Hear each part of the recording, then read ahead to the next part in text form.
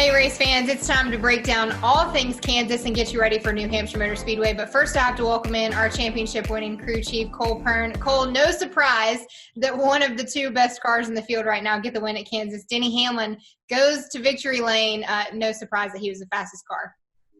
I got to disagree. I think it was a surprise. Yeah, I don't think they were the fastest car. I think they just executed really well. Denny was really good on the restarts. They had good pit strategy and kept him in the mix. But really, I think there was a couple other guys that were definitely better than the 11. And when you can win and you're not the best car like they did, I think that's a sign of a strong team.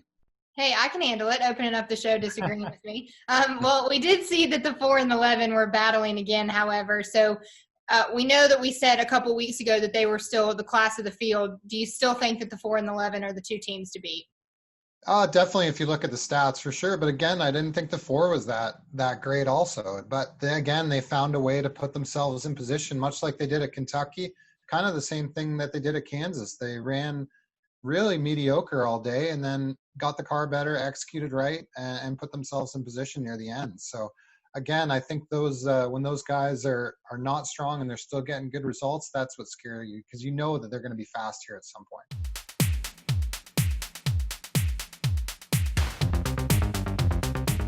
But one thing that was wild in Kansas was the restarts. Talk about those restarts in Kansas and what you saw, because there were 4 or 5 wide, different lanes. Everything went on in every single restart. Oh, it's such chaos. I think it's like you go through one corner and you think one guy's got an advantage, and then all of a sudden you're in the next corner and that guy's going to the back. So it's just all about not breaking momentum and putting yourself in the right position. Definitely was so wild to know who was actually going to be the one that came out on top of those. And whoever did seemed to run well. You know, I think there was a lot of guys that were in that mix that could win, and it was who executed and who restarted well. And that's what we're seeing with this style of racing right now, is you have to restart good, and the guys that are doing that are the ones getting good finishes.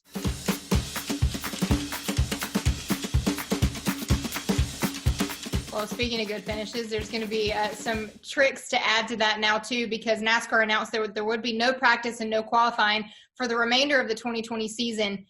We've seen some teams do really well with that, and we've seen some teams struggle with having no practice on track. How difficult does it make it for the guys back in the shop and the crew working on the car? I'm glad I'm on the internet talking about it and not having to do it. I just can't imagine. I think, some of these tracks we've got coming up to, it's so hard to know, and so many variables in all of it. And it's one thing when you miss it during a regular season race, but when you get down to the playoffs and you have those three race stretches of elimination, and you throw up a lemon because you missed it or you made some assumption wrong, that's going to be tough to swallow. And I think we're going to be seeing that a lot, and could be a recurring theme through the playoffs, is who doesn't make mistakes, who doesn't miss it one week, and it could be a whole company that misses it that week. So I think it'll be really interesting to watch how that all plays out.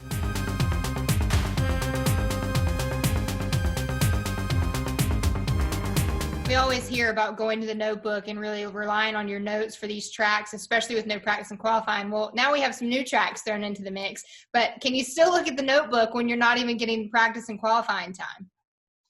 That's all you have is, looking at, past results. And it's so hard though, even some of these places when you've been there a year ago, and so many things have changed. So it's like, well, what were the little details that we were doing then that we're not doing now? Or what rules changed that we were doing then that we're not doing now? And all those things just muddy the water a little bit. So as much as you rely on old notes, it's really hard or easy to get tripped up, with those little details that can throw you off.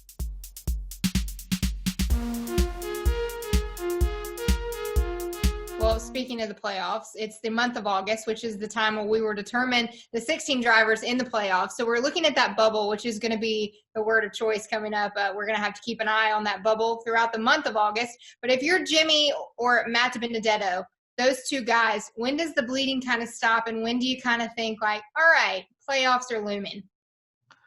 I don't know. I'm sure they're asking the same question. I feel bad for the 48. I feel like they've been bleeding for 2 years. So I don't know if when that bleeding's going to stop. But, you got to look at, I think the Penske cars are really strong. And obviously that relationship with the Wood brothers, I feel like the 21 should be in a good better shape potentially to get some better runs here and hopefully have some luck go their way because they've been strong. I think they've shown more speed. So if I'm going to pick one, it's hard to go against 7-time champ, but I think the 21's the better one to bet on.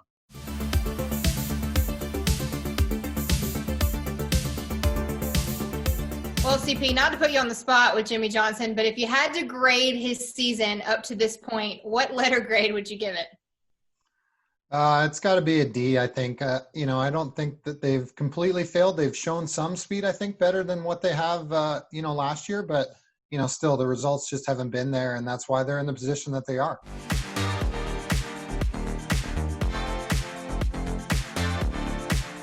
Well, I always love doing report cards. I never liked them in school, but I like giving them out now that we get to give the grades. Let's do a little mid-season report card action. We gave Jimmie Johnson the D. Let's stick with the Hendrick Motorsports camp, however, and let's just do the whole entire team and organization as a whole. What would their letter grade be for the season so far? Yeah, I think if you average it out, you got to go with a B. Obviously, the 9 and 88 have been the strength, and if the 24 could ever shake some bad luck, I think they're going to have some good results as well. All right, let's go next to Joe Gibbs Racing. Denny Hamlin has he has led the charge over there at that team. What would you give Joe Gibbs? Yeah, I think you got to go B again, just based on the average. I mean, obviously the 11's knocked it out of the park. The 19's been solid, hasn't had results. The 18's been a huge letdown in a way, and the 20 is just continuing to not really get over that hump. So I think the amazing to me is the spread that is in that group. Stewart-Haas Racing, Kevin Harvick is holding it down over there. What would you give them? I'm going to keep going B's because I think it's like – You were one of those that just circled C when in doubt, right? I know, yeah. So I think it's just, again, it's the typical Stewart-Haas. I mean, the 4 is exceptional and the other 3 are mediocre. I think the 10 showed more speed, but he's also been super lucky in somehow drawing the pole almost every week. So he's been up front leading laps, winning stages, but still it's, I think the 41's been a surprise having, obviously no one saw them winning a race and putting themselves in the playoffs. And if anything, it looks like the 14's taken a step back. Let's do 2 more teams that are both have drivers that are locked into the NASCAR playoffs already. Team Penske.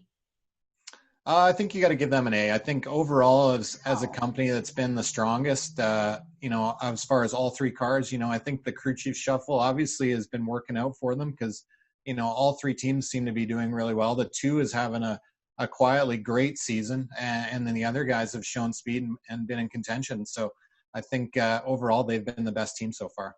And last one, it was a surprise that Austin Dillon won at Texas, but he's locked into the playoffs. And Tyler Reddick, being that rookie car, has shown a ton of potential week in and week out. So what would you give Richard Childress Racing?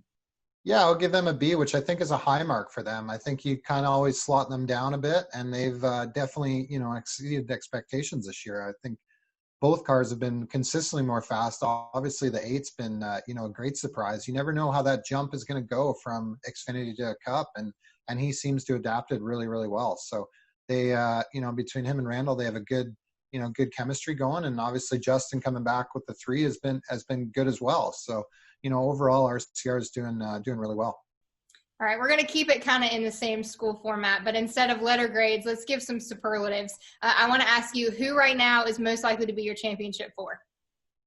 I think you got to go the 4 or the 11, and after that it gets a little tricky. But I think the 2 is who I'd slot in there right now, just based off their consistency. And I'm going to be a homer, and I'm going to go for the 19. I think the playoffs suit really well for them, and they've shown a lot of speed. They just haven't got the results. So I think when things start clicking for them that way, they're going to be really up in the mix. So it's hard to not. Usually you think the 18 is going to be in there too, but it doesn't seem like this year they've given you any reason to believe that they would be in that mix. I'm still waiting for you to reveal the 19 shirt underneath your shirt. This is always there.